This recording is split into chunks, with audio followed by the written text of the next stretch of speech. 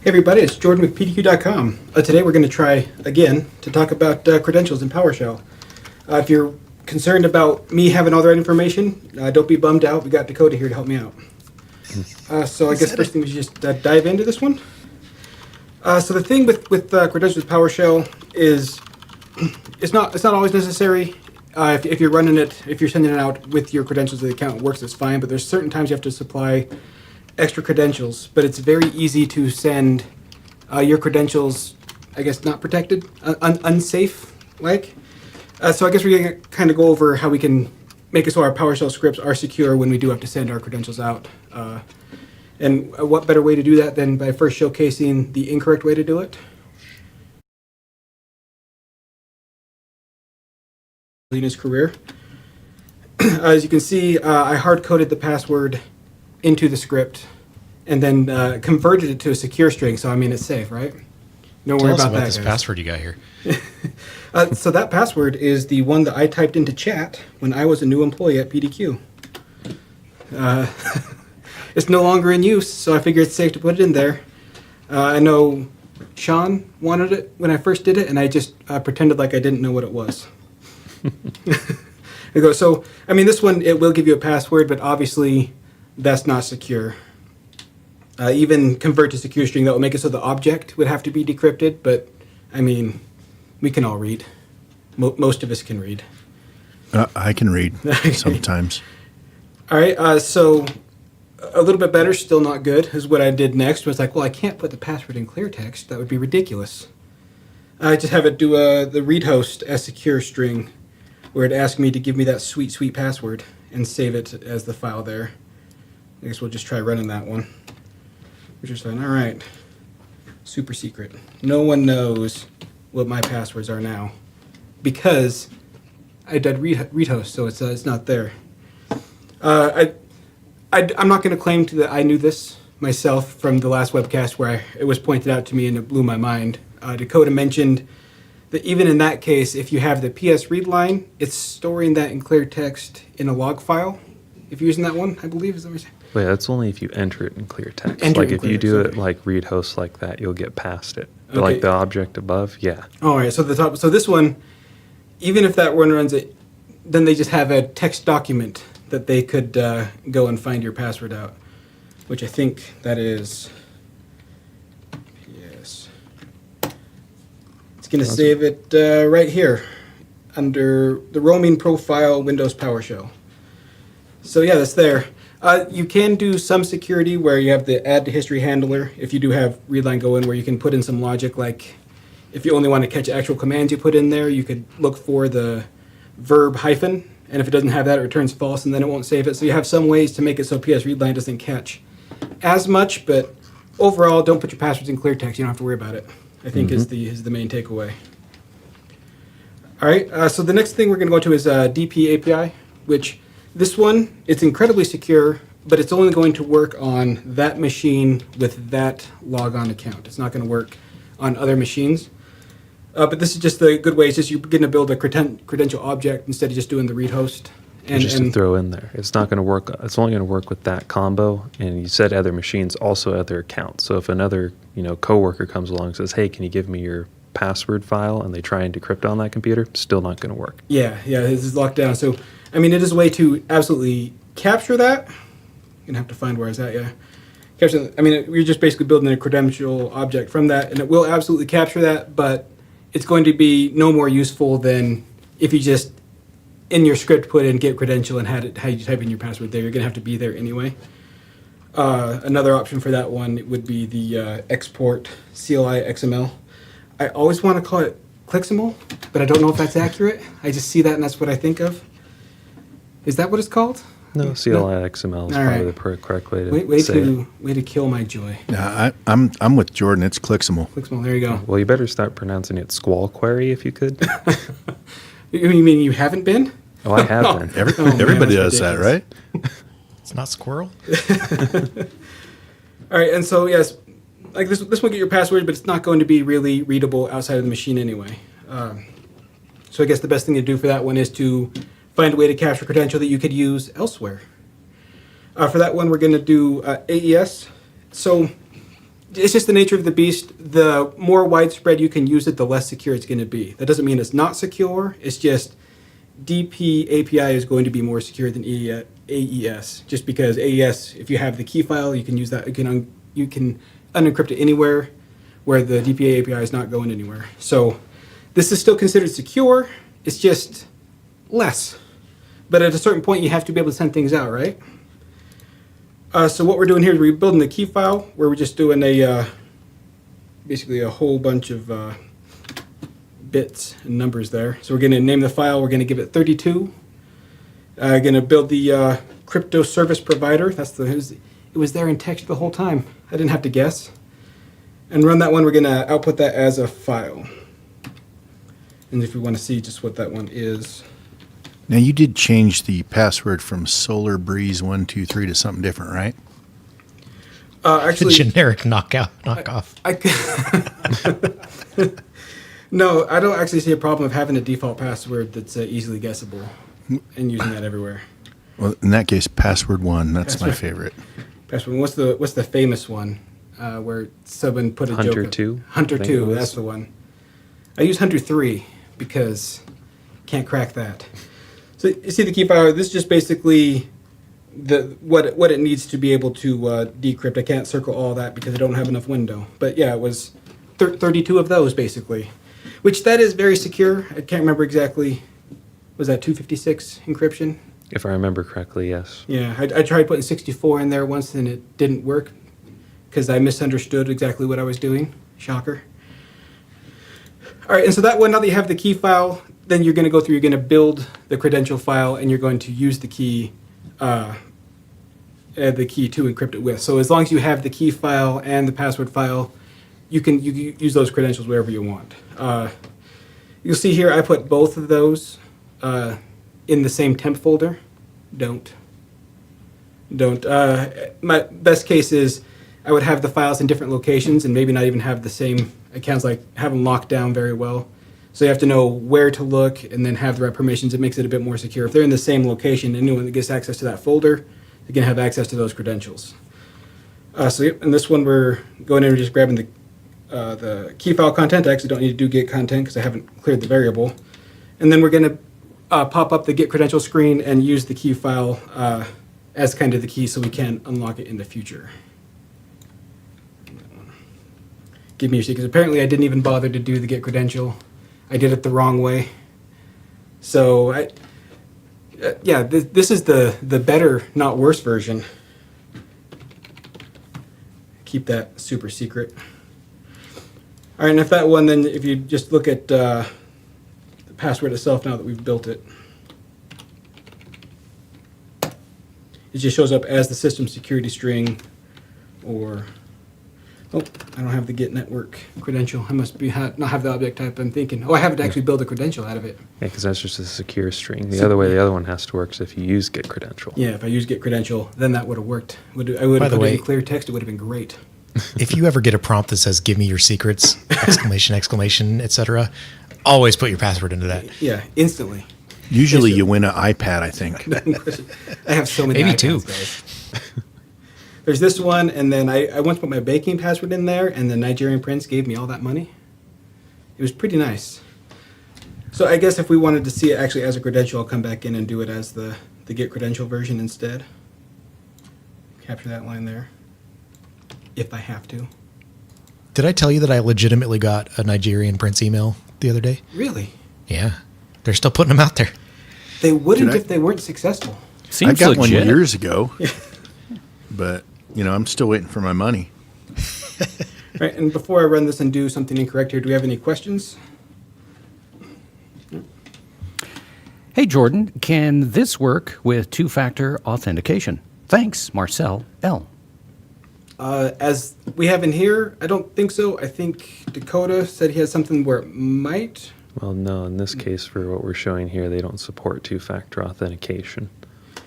So Yep. usually, if you want to get two-factor authentication through something like PowerShell, you have to farm that out to something else that handles it. Like if you've ever logged into Office 365 and it does prompt for 2FA, that's because it's doing it outside of the PowerShell workflow.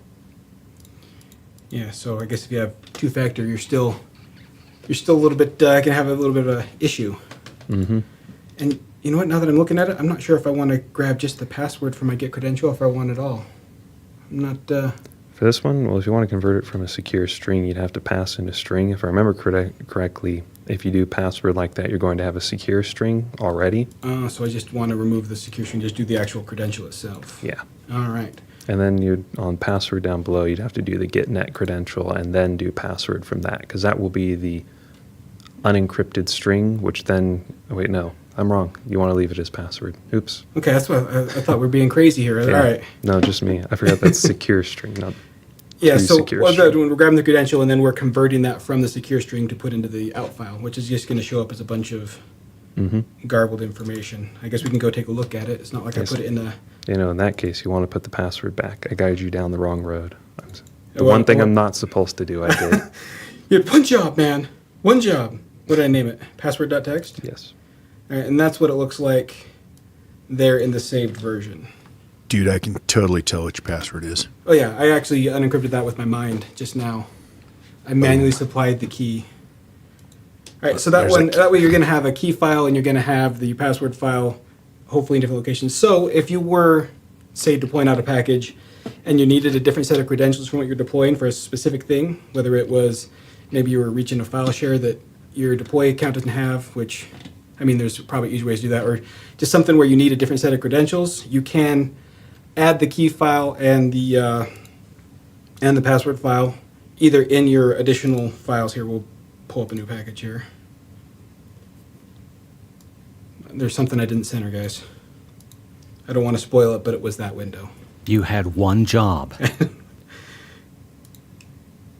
You got here the additional files. You could either put the files directly in there and call them, because it's going to be running from where the files would be that case, or you're going to have to point to the file share and import the content for both of those and do the decrypting from there. And that's the way you can just supply credentials that maybe are different than deploy if needed. I don't think that requirement comes up a lot, but if it did, well, now you know.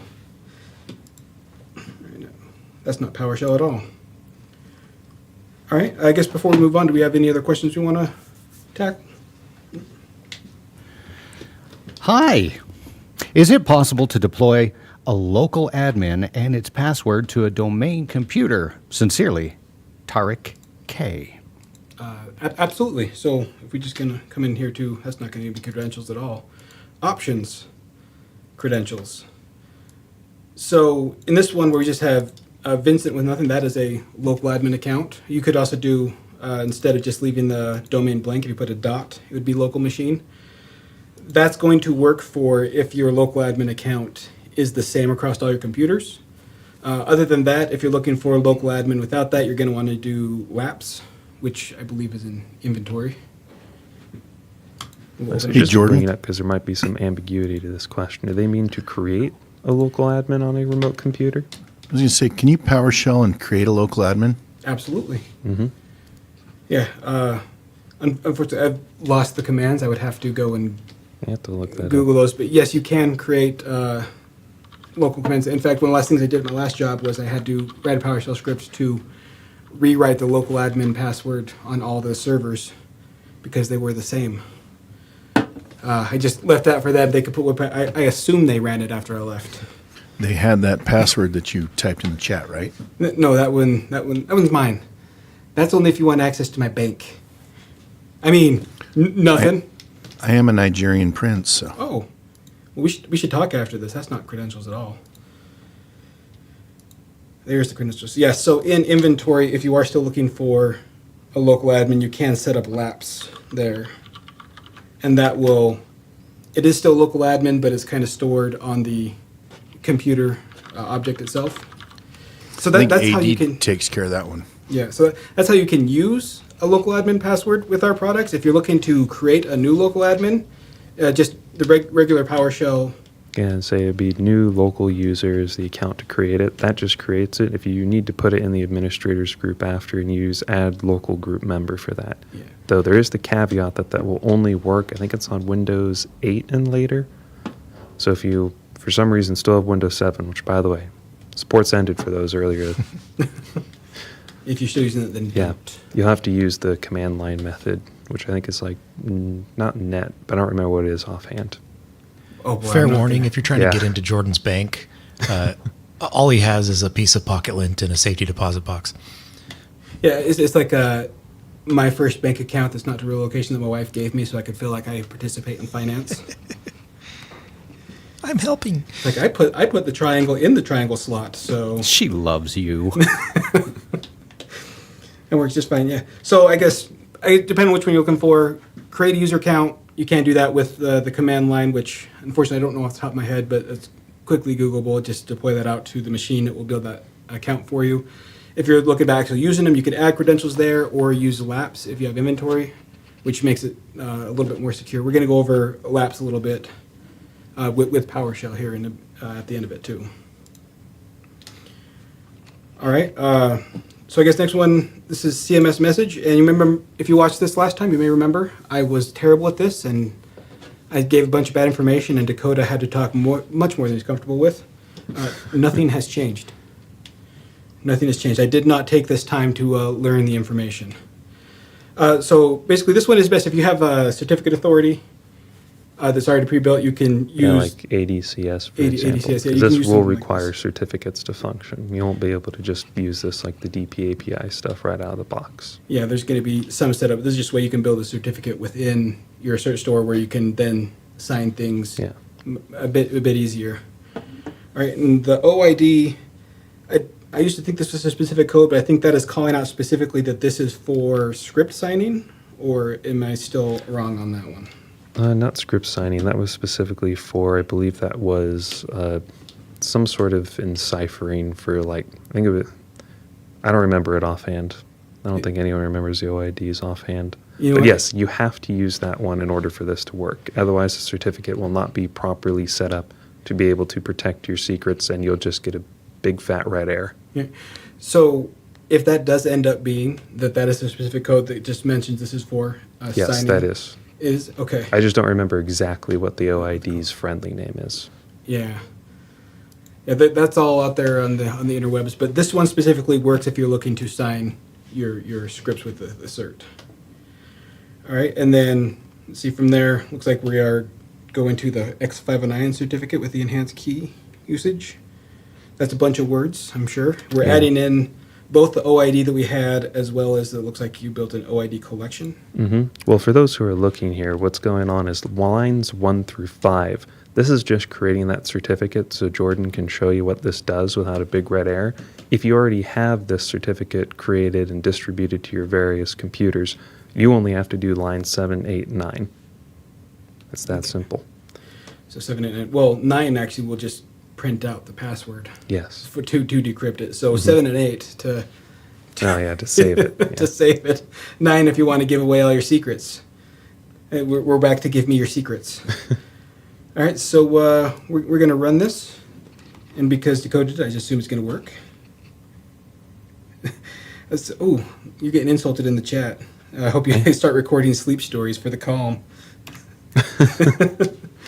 We're doing that. Well, that is a fellow employee, so. And that's not an insult. That He is very calming to work with. I took a lot of naps when we worked in QA together. A lot of naps. and that's why you're now in marketing. You're listening to I was told this PDQ was a Smooth Jazz. promotion. I thought it was PDQ ASMR. They don't let Now you sleep I'm on the going job to anymore, chew. so was it really a promotion? Oh, yeah. Yeah, I didn't even think of it that way. So we have your terminology together. Yeah. We have the thumbprint.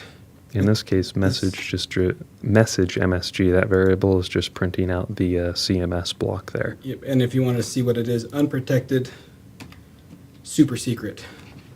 The uncrackable password. And that's for CMS. So, yeah, this one, I'll be honest, what we have in there, the OID is going to be static, doesn't need to change, but it is worth, if you are going to be doing this, reading up on the reasoning behind it. Mm-hmm. Just grab a little more information. I mean, if you just want it to work, go nuts. Go nuts. I just figure you might want to arm yourself with knowledge. I've heard from other people that that's valuable. I've never tried it myself. Okay, do we have any other questions? Hey guys, debating splitting our PDQ server into two, one to handle imaging, the other to do day-to-day tasks and schedules. Should we be concerned about both servers trying to hit the same target? Say an OU-based schedule tried to deploy while imaging. Would one take priority? Would the world implode? Thanks, Anthony L. So I think if you weren't doing Essential Server, but you stood up two different instances, they have no way to communicate. So I think they're both going to attempt to run. My guess is if you were doing an imaging one first, the other one would just fail, depending on where it's at, or it might even try to install over the top. I think you could run into issues. And I think the you other would. thing- yeah, you'll run into a few different issues. Like, for example, I think if you install two different programs at the same time, one's going to be like, well, I can't. Something else is in the middle of things here. Yeah, I mean, the only way I could think of to kind of protect yourself in that scenario is if you had scheduling against that OU, where if you had a window, you'd have to have a window at that point where you're doing your imaging, but then to make sure nothing runs during that window. But And then alternatively, maybe just having separate networks where you image and have PDQ deploy only pushing out images over there, and then you have, your regular office network where PDQ deploy does the day-to-day tasks in. and it has been confirmed that that was a compliment, not an insult. I've actually never seen one of those before. Heard one of those, so that's what it's like. A foreign concept. Oh, I bet that feels warm. Would you say that central server is a better way to approach? Yeah, if you're going to do a central server, then you can set up folders of these ones are my imaging ones, these ones are not, and kind of keep it separated that way. I absolutely, that's the way to do it. If you're doing it any other way, there's going to be guesswork on how to keep those work because they're not going to communicate at all. All right, let's talk Laps. So, Laps is something installed. It's I guess Microsoft's preferred way to handle local accounts. It's a bit secure. It does store the password up in the object in Active Directory, but you have to be a member of a certain group to be able to see what it is. So it is still secure. It's not like it's the normal LDAP where you can query everything. That one is going to be prevented unless you're a member of that group. Yeah, I like how you say "I guess" when it's called the local admin password solution. And there's not much wiggle room there for what they think it's Is doing. that what that stands for? Yeah. Ah. All right. So, I'm just taking laps. I'm sorry. That was a lapse of judgment. Ayo. I'm sorry. Don't be sorry. It's great. All right. So as you can see Chris here, we have will be I just did the git command. There's not a whole lot of passwords that go into that module. It's not probably going to be installed by default, but it's definitely going to be in the store where you can get it quickly. All right, so if we run this for a Get 80 computer, we'll say Alan Rawls. I hope that's still a computer. I deleted it this morning, man. Good luck. So on that one, you can see here I grabbed a lot of information and I specified the properties for these two fields here, which is basically when the password is going to expire and what the password is. So now you know the local admin password on Alan Rawls. Boy, I am just not good at not putting passwords out there, am I? But the reason I can see that is the account I'm logging into this one is a member of the group that can see that one. If I was not, it would just, I'm not sure if it'd be blank or if it would garble it up. I've never tested with one. I've got access. All right, I don't need to test with those that don't have would see. I believe if you were to try that, Active Directory would just say no and you get a blank field back or an error. I have permissions too, so I don't know which, but you will not see it if you don't have I permissions. can't imagine they're going to say, well, here's the thing, if you could decrypt it. That seems like that would be. Yeah.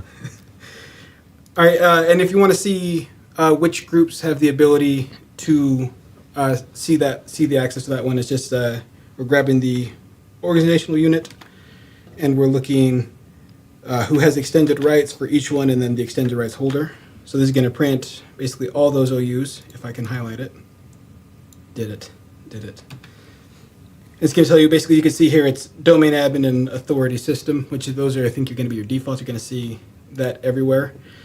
If you wanted to not see those, I think you'd want to do we'll do an if, and then, this was a mistake. I'm going to say not equals. This is, I'm sure this will be fine.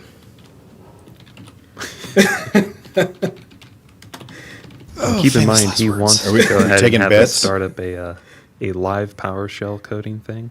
So this is the Gonna go preview. What could possibly go wrong? I'm Really? sure this will be fine. So, in theory, This Got will this, Jordan. this will remove the domain admins from all that. Hey, I mean, Wow. obviously. So I guess if we also want to remove the other one, you'd want to do and, not or, because and is going to say if it's either one of those, or it's going to be either or, and you're going to catch all of them. With the same thing. It's nice when confidence pays off. NT. Are you sure that logic's going to work? And I don't know. Is it It not supposed to should. guess we'll find out when you Why run are it. you Wait, trying to no, add or, that? yeah. Is- You need is to it gonna do be or? Yeah. I think it needs to be an or, dude. This or that, not this. No. or Well, this that. will work because we only have the two in there. But yeah, it really should be an or just in case the other one wasn't present. Hey, don't stand there in One- victory, One man. second, I'm Technically, basking. I'm gonna bask. How much time? Come what's on. my basking allotment? Let him bask. Let that feels him good. bask. All right, as you can see, we only have one of the web computers that have a Laps admin, and that one that has a different group that can access that. That's just a way you can kind of see which OUs can see what. It's a quick way to do an audit on how secure you are. I'm actually going to try or. Or it feels wrong to me. I'm sorry. Nah. No. Yeah. would you rather Yes, have that's chicken fine. nuggets? Oh. I'm with Jordan on this one. Yeah. All right.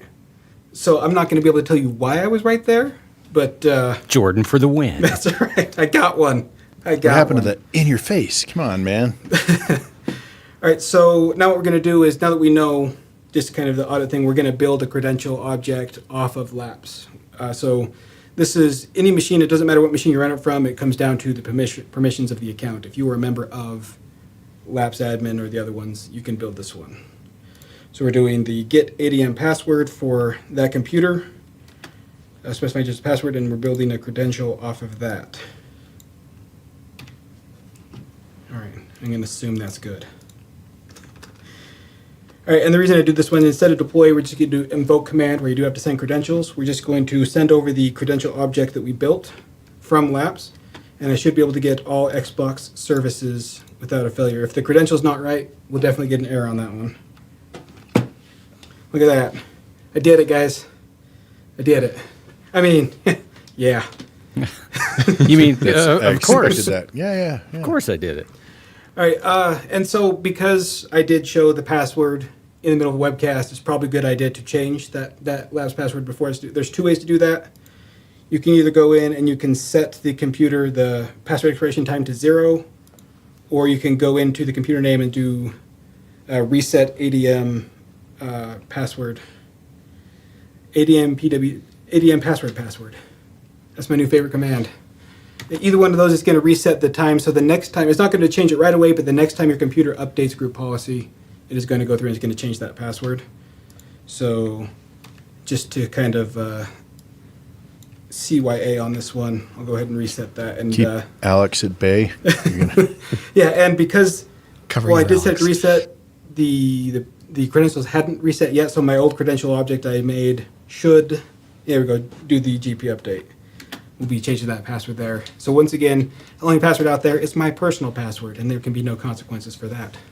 All right, do we have any other questions? I'm out of scotch. Yeah, we have a couple questions. You guys have done some training before regarding PDQ Deploy and FOG and being able to call a PDQ Deploy job from FOG with a Snapin. The question I have is whether or not you can do the AES encryption and password file with this. Thanks, Chris W.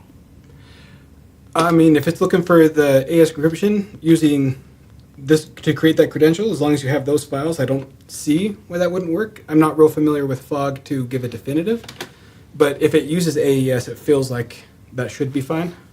Yeah, and say I'm not all that familiar with FOG either, but what I can say is that if you are doing that AES credential stuff in the PDQ deploy package with the PowerShell step, yeah, you'll get there. Okay. All right. Any other questions? Hey guys, our Windows 10 machines require one username and password, and the servers require different sets of credentials. Are we able to set up PDQ to use the appropriate credentials for deployments and scanning? Thanks, DeMartin. So you can specify the credential you're using in deploy if you have both those added, but an easier way is if you have deploy and inventory. if you come into a computer, you can, on whichever ones you want, you can come in here, you can select the scan user to whichever one of those you want, the different credentials one, as long as that is correct and the scan is working. Then when you deploy, there's a checkbox on the bottom.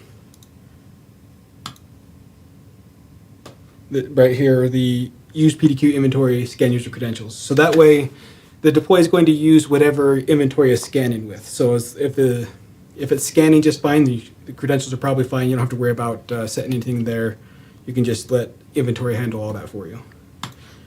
And then you did show changing one computer, but you can change them in bulk, right? Like if you go in there and click Control A, that way he doesn't have to do all the servers and workstations one at a time, because I hate that. Yeah, so if you had all your servers in the memory group for some reason, you can select everything in there and do the same thing of select the scan user or control. The other thing is when you add machines in, or you add your servers, use different credentials. When you add them, it'll do it from the beginning at that point. So use different credentials at that point. Yeah, whatever credentials you used to add it, that's a fantastic idea. All right, yeah, so absolutely, inventory works great with deploy, and that's going to take care of all of the different credentials. You can just have those credentials in inventory and have deploy use them. All right, any other questions? Technically, Yes, yes, we do. Our final question of the day comes from Doug K. Okay, It is with a couple of asterisks. three. I think I as know a what matter he's of fact. saying. Yeah. I think I know what do he's saying. too. And based on my experience with Jordan, yes. Yes. More than you know. I have a closed End door of webcast. policy, but that's to protect everybody else. Good night, everybody. All right. Everyone, thanks for tuning in. Hopefully this gives you all the information you need to at least understand how to keep your data secure when using PowerShell. I mean, by default, it's going to be pretty secure, but just know if you're adding your credentials in any way, just follow these methods. Keep your, not the first methods, those were bad. Follow the good methods and keep your data secure. For PDQ.com, I'm Jordan. Thanks for joining our webcast today. Congratulations going out to Chris W. and Tarek K., winners of PDQ swag. Send us your info at webcast@pdq.com. If you have additional questions, feel free to reach out to our support forums. Thanks again for joining us, and we'll see you back here next week.